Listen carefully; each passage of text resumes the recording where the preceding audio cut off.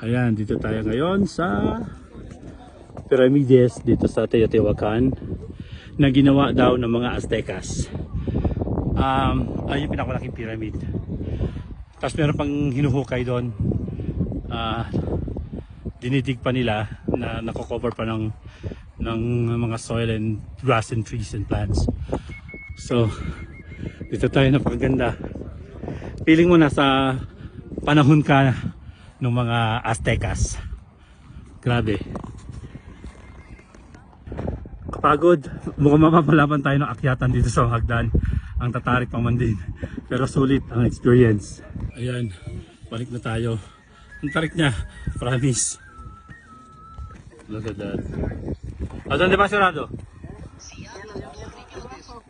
Dito tayo ngayon sa harap ng isa pang ng unang pyramid na pinuntahan natin. Ayan yung mga ulo ng mga serpents.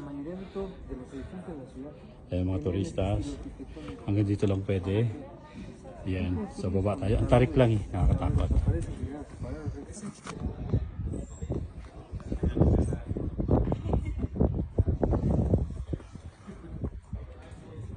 Ayan, pababa na tayo.